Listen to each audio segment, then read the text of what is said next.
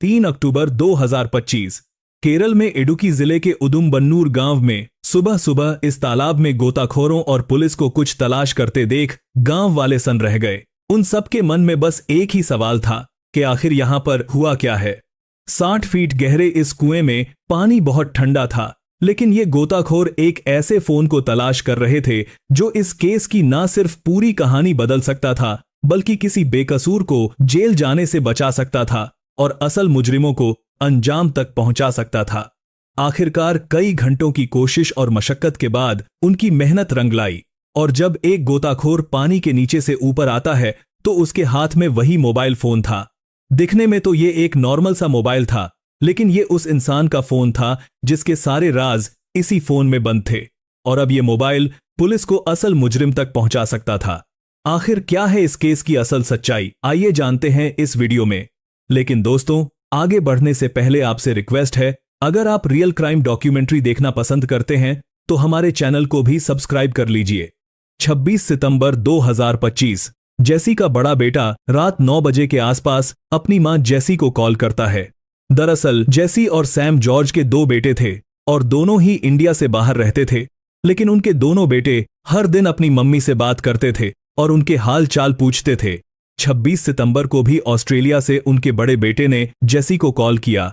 उस रात जेसी ने उसका फोन तो उठाया, लेकिन कॉल डिस्कनेक्ट हो गई और कोई बात नहीं हुई। इसके बाद उनके बेटे ने कई बार कॉल की, लेकिन बार बार कॉल डिस्कनेक्ट हो जाती थी। पहले तो उसे लगा शायद नेटवर्क की ही कोई दिक्कत होगी, लेकिन उन दोनों भाइयों के लिए अगले दिन की सुबह भी अच्छी नहीं थी। उनकी मां जेसी पिछली रात से फोन नहीं उठा रही थी। दूसरे बेटे ने भी व्हाट्सएप मैसेजेस किए कि मॉम आप ठीक तो हैं, लेकिन उनके मैसेज भी सीन नहीं हो रहे थे। इसके बाद उन्होंने अपने पिता सैम जॉर्ज को कॉल किया। उन्होंने भी कॉल तो उठाई, लेकिन कुछ सेकंड्स के बाद वो कॉल कट गई, और जब दोबारा कॉल की गई तो कॉल रिजेक्ट कर दी गई। अब उन दोनों भाइयों को यकीन हो चुका था कि जरूर कुछ गड़बड़ है, क्योंकि वो अपने पिता की हर हरकत से वाकिफ थे। इसीलिए जेसी के बेटे ने तुरंत केरल में अपने एक दोस्त को फोन किया और उसे सारी बात बताई। किसी अनहोनी के डर से उसका दोस्त उसी वक्त जेसी के घर जाने के लिए निकल पड़ा, लेकिन दोपहर के करीब 12:30 बजे के आसपास जब उसका दोस्त घर पर पहुंचा तो जेसी के घर का गेट बाहर से बंद था और अंदर कोई भी हलचल नहीं थी। हालांकि उसने जेसी को आवाज भी लगाई, लेकिन जब उसे कोई जवाब नहीं मिला तो उसने बिना देर किए तुरंत पुलिस को कॉल कर दिया। इसके बाद पुलिस की एक टीम वहां पहुंचती है, लेकिन जब पुलिस घर का मेन गेट खोलकर अंदर जाती है तो अंदर का सीन बड़ा ही अजीब था। घर के ड्राइंग रूम से मिर्ची पाउडर जैसी गंध महसूस हो रही थी, और वहीं टेबल पर एक छोटा सा टॉवल पड़ा था जो हल्का सा गीला था। किचन में भी एक ग्लास टूटा हुआ पड़ा था और दरवाजे के हैंडल पर किसी ऑयली चीज के निशान दिखाई दे रहे थे। ये सब देखकर पुलिस भी परेशान हो गई, क्योंकि ना तो वहां पर सैम जॉर्ज मौजूद था जिससे कुछ पूछताछ की जाती, और ना ही जेसी का कुछ पता था कि वो कहां है। लेकिन घर के हालात देखकर पुलिस इतना तो समझ गई थी कि यहां पर कुछ तो जरूर हुआ है। इसके बाद पुलिस ने ऑस्ट्रेलिया में बैठे जेसी के बेटे से कांटेक्ट किया और उससे उसके पिता सैम जॉर्ज का नंबर लेकर उसे फोन किया। इस बार सैम ने कॉल रिसीव कर ली, लेकिन जब पुलिस ने उससे पूछताछ करनी चाही तो उसने सिर्फ इतना कहा कि मैं कहीं बाहर हूं और मैं बाद में बात करता हूं। इसके बाद क्राइम सीन को सील कर दिया गया और फॉरेंसिक टीम को भी बुला लिया गया। जांच करने पर जेसी के घर के सभी सीसीटीवी कैमरे बंद मिले, और जब डीवीआर की रिकॉर्डिंग चेक की गई तो उसमें 26 सितंबर की रात 10:30 बजे से लेकर 12:30 बजे तक की फुटेज मिसिंग थी। इस दौरान सैम जॉर्ज भी अपने घर पहुंच गया था। पुलिस ने सैम से पूछा कि आपकी पत्नी कहां है। सैम ने कहा कि मुझे कंफर्म तो नहीं पता, शायद वो अपनी किसी दोस्त के घर गई होगी। पुलिस ने सवाल किया कि जेसी तुम्हारी पत्नी है, और जब वो काफी देर से घर पर नहीं है तो तुमने उससे कांटेक्ट क्यों नहीं किया। सैम जॉर्ज ने बताया कि हम दोनों काफी दिनों से अलग रहते हैं, भले ही हम एक घर में रहते हैं लेकिन अलग अलग रहते हैं। पुलिस को सैम की बातें बहुत अजीब लग रही थीं, इसलिए 28 सितंबर की सुबह पुलिस ने उनके घर के आसपास लगे सभी सीसीटीवी कैमरों को चेक करना शुरू किया, और जल्द ही पुलिस को एक सीसीटीवी फुटेज में 26 सितंबर की रात 11:42 पर सैम जॉर्ज की कार घर से बाहर निकलती हुई दिखाई देती है, और 2:10 पर वही कार दूसरी साइड से कॉलोनी में वापस आती हुई दिखाई देती है। सीसीटीवी फुटेज हाथ लगने के बाद कोट्यम पुलिस ने सैम जॉर्ज को पूछताछ के लिए पुलिस स्टेशन बुलाया और जब उसे वो फुटेज दिखाई गई तो सैम ने पुलिस को बताया कि उस रात वो बहुत टेंशन में था और थोड़ा रिलैक्स होने के लिए लॉन्ग ड्राइव पर निकल गया था। साथ ही उसने ये भी कहा कि जेसी अपनी सिस्टर से मिलने उसके घर गई होगी। लेकिन जब पुलिस ने जेसी की बहन से पूछा तो उसने साफ मना कर दिया कि जेसी तो काफी दिनों से उसके घर नहीं आई। इसके बाद 29 सितंबर को पुलिस ने एक बार फिर फॉरेंसिक टीम को सैम के घर पर बुलाया। सैम की कार की जांच की गई और फिर वही हुआ जिसका शक था। उस कार में फॉरेंसिक टीम को कुछ ब्लड स्टेन्स नजर आए। जांच के दौरान पुलिस को एक हेयर सैंपल भी मिला। फॉरेंसिक टीम ने उन सभी चीजों को लैब में भेज दिया ताकि रिपोर्ट से पता चल सके कि आखिर ये बाल किसके हैं। इसके बाद पुलिस ने जेसी के बेटों के बयान दर्ज किए। बड़े बेटे ने बताया कि हम बार बार अपनी मां को कॉल करने की कोशिश कर रहे थे, लेकिन उनका फोन कभी स्विच ऑफ आता तो कभी रिंग होकर कट जाता। उन्होंने बताया कि 26 सितंबर की रात करीब 8:47 पर आखिरी बार मॉम का एक मैसेज आया था कि अभी मैं थोड़ा बिजी हूं, बाद में बात करूंगी। इसके बाद न तो जेसी ने कोई मैसेज किया और न ही कोई कॉल की। दोनों बेटों के बयान से यह तो साफ हो गया था कि जेसी के साथ जो कुछ भी हुआ था 26 सितंबर को रात 9 बजे के बाद ही हुआ था। इसके बाद पुलिस जेसी के मोबाइल को ट्रैक करना शुरू करती है। उसका फोन आखिरी बार एमजी यूनिवर्सिटी के पास एक्टिव पाया गया। पुलिस अभी तलाश कर ही रही थी, लेकिन तभी अचानक मीडिया में यह खबर फैली कि उडुमबन्नूर की घाटी में किसी महिला के कपड़े और चप्पलें मिली हैं। 2 अक्टूबर की सुबह पुलिस की एक और टीम उडुमबन्नूर इलाके में पहुंचती है। उस वक्त घाटी में गिद्ध मंडरा रहे थे, जिससे पुलिस को एहसास हुआ कि शायद नीचे कुछ है। इसके बाद पुलिस ने घाटी में उतरना शुरू किया। थोड़ी दूर चलने पर घनी झाड़ियों के बीच उन्हें लेडीज चप्पल, कुछ कपड़े और मिट्टी पर निशान नजर आए और जब वो लोग थोड़ा और आगे बढ़े तो वहां पर एक महिला की डेड बॉडी पड़ी थी। ये बॉडी किसी और की नहीं बल्कि सैम जॉर्ज की पत्नी जेसी की ही थी। उधर कई घंटे तक तलाश करने के बाद भी जेसी का फोन कहीं नहीं मिला, लेकिन तभी अचानक किसी पुलिस वाले की नजर एक छोटे से तालाब पर पड़ी, जिसे देखकर उन्हें कुछ अजीब सा एहसास हुआ और जब उनका शक गहराने लगा तो तुरंत गोताखोरों को बुलाया गया।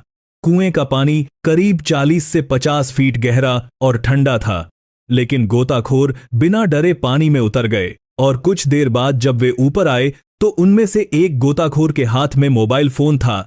यही वो सबूत था जिसमें जेसी की मौत का राज छिपा था। इसके बाद उस फोन को सील करके सीधे फॉरेंसिक लैब में भेज दिया गया और जब उसके डिलीटेड डेटा को रिकवर किया गया तो कई ऐसे राज सामने आए जिनसे पूरा केस ही सॉल्व हो गया। दरअसल 26 सितंबर की रात 11:42 पर जब सैम जॉर्ज लॉन्ग ड्राइव के लिए घर से निकला था, तब जेसी के मोबाइल की लोकेशन भी उसकी कार के साथ साथ इडुक्की रोड पर उडुमबन्नूर इलाके की तरफ जाते हुए दिखाई दे रही थी, जिससे साफ हो गया था कि उस रात लॉन्ग ड्राइव पर सैम के साथ जेसी भी थी। और सबसे अहम बात ये कि जेसी के मोबाइल फोन में कुछ ऐसे मैसेजेस भी मिले थे जो इस तरफ इशारा कर रहे थे कि जेसी का कातिल कोई और नहीं बल्कि उसका पति सैम जॉर्ज ही है। असल में जेसी ने अपनी एक दोस्त को मैसेज किया था कि घर में काफी ज्यादा टेंशन का माहौल है और मेरा पति बहुत ही अजीब बर्ताव कर रहा है, मुझे उससे बहुत डर लगने लगा है। उस मोबाइल फोन से मिले ये सारे सबूत इस केस को सॉल्व करने में बहुत अहम साबित हुए। लगातार पूछताछ, पुलिस की सख्ती और सारे सबूत सामने आने के बाद सैम जॉर्ज भी टूट जाता है और फिर इस वारदात की एक ऐसी भयानक सच्चाई सामने आती है जिसे सुनकर हर कोई हैरान रह गया। घर वालों के बयान और पड़ोसियों से पूछताछ करने पर पता चलता है कि सैम जॉर्ज शादी से पहले भी कई लड़कियों के साथ रिलेशन में था। वो देर रात तक घर से बाहर रहता था। उसके लिए तो ये सब बहुत आम था, लेकिन उसकी इन हरकतों की वजह से उसके घर वाले बहुत परेशान रहते थे। पढ़ाई खत्म होने के बाद सैम ने आईटी और टेक्निकल प्रोजेक्ट्स में काम करना शुरू किया। कुछ ही सालों में सैम पूरी तरह से सेटल हो गया। उन्हीं दिनों उसकी मुलाकात जेसी से हुई। जेसी कोट्यम जिले में स्कूल टीचर थी। इसके बाद वो दोनों अक्सर मिलने लगे और धीरे धीरे एक दूसरे को पसंद करने लगे। लेकिन वक्त के साथ साथ सैम और जेसी के बीच नजदीकियां इतनी ज्यादा बढ़ गईं कि उन्होंने एक दूसरे के साथ जिंदगी बिताने का फैसला कर लिया। हालांकि उन दोनों के घर वालों को ये रिश्ता मंजूर नहीं था, लेकिन उनके मना करने के बावजूद भी सैम और जेसी ने पारंपरिक रीति रिवाज के साथ शादी कर ली। इसके बाद वो दोनों एक साथ रहने लगे। लेकिन वक्त के साथ साथ उनके बीच में तनाव, झगड़े और दूरियां बढ़ने लगीं। जो रिश्ता कभी प्यार की दहलीज से शुरू हुआ था, अब वो रिश्ता धीरे धीरे एक खामोश जंग में बदलता जा रहा था। असल में अब जेसी को सैम का असली चेहरा नजर आने लगा था। सैम अब भी कई लड़कियों के साथ रिलेशन में था। पहले तो वो अपनी गर्लफ्रेंड से बाहर मिला करता था, लेकिन हद तो तब हो गई जब उसने लड़कियों को घर पर ही बुलाना शुरू कर दिया। जेसी को अब सैम के साथ रहने में घिन आने लगी और फिर एक दिन उसने फैसला किया कि अब वो सैम के साथ नहीं रहेगी। इसके बाद जेसी ग्राउंड फ्लोर पर और सैम फर्स्ट फ्लोर पर रहने लगा। कुछ दिनों तक ऐसे ही चलता रहा, लेकिन एक पत्नी अपने ही घर में अपने पति को हर रोज एक नई लड़की के साथ भला कब तक बर्दाश्त कर सकती थी। आखिरकार एक दिन जेसी ने सैम को बोल ही दिया कि अब मुझे तुम्हारे साथ नहीं रहना, मुझे डिवोर्स चाहिए। ये बात सुनकर सैम भड़क गया, क्योंकि वो जानता था कि अगर उसने तलाक दे दिया तो उसे एलिमनी भी देनी पड़ेगी, और जिस घर में वो दोनों रहते थे उस घर में भी जेसी का कंट्रीब्यूशन ज्यादा था। सैम जॉर्ज सोचने लगा कि अगर जेसी ने डिवोर्स फाइल कर दिया तो उसका घर भी छिन जाएगा और वो रोड पर आ जाएगा। और जब बात हद से ज्यादा बढ़ी तो सैम ने सोचा कि क्यों ना जेसी को ही रास्ते से हटा दिया जाए। वो मौके की तलाश में रहने लगा और 26 सितंबर 2025 की रात उसे वो मौका मिल गया। उस रात 10:30 बजे के आसपास किसी बात को लेकर उन दोनों के बीच झगड़ा शुरू हो गया, और जब झगड़ा हद से ज्यादा बढ़ा तो सैम जॉर्ज ने जेसी का गला दबाकर उसे खत्म कर दिया। इसके बाद सैम ने जल्दी जल्दी में सारे सबूतों को मिटाने की कोशिश की। उसने 26 सितंबर की रात 10:30 बजे से लेकर 12 बजे तक के सारे सीसीटीवी फुटेज को भी डिलीट कर दिया। इसके बाद उसने जेसी की डेड बॉडी को कार में डाला और घर की सारी लाइटें बंद करके रात 11:40 के आसपास वो जेसी की बॉडी को ठिकाने लगाने के लिए निकल पड़ा। करीब 60 किलोमीटर ड्राइव करने के बाद वो उडुम्बन्नूर इलाके में पहुंचा। सैम कार को एक खाई के पास रोकता है। इसके बाद उसने जेसी को गाड़ी से बाहर निकाला और उसे गहरी खाई में फेंक दिया, लेकिन उसने जेसी का मोबाइल अपने पास ही रख लिया था। और जब वो वापस आ रहा था तब उसने जेसी का मोबाइल भी एमजी यूनिवर्सिटी के पास एक गहरे तालाब में फेंक दिया, ताकि पुलिस फोन की लोकेशन को ढूंढती रहे और जेसी की सही लोकेशन तक पहुंच ही ना पाए। लेकिन कहते हैं कि क्रिमिनल चाहे कितना भी शातिर क्यों ना हो, आखिरकार वो पकड़ा ही जाता है। सैम के साथ भी वैसा ही हुआ। उसकी सारी प्लानिंग धरी की धरी रह गई और वो पकड़ा गया। इसके बाद पुलिस ने सैम जॉर्ज को कोर्ट में पेश किया, जहां से उसे जेल भेज दिया गया।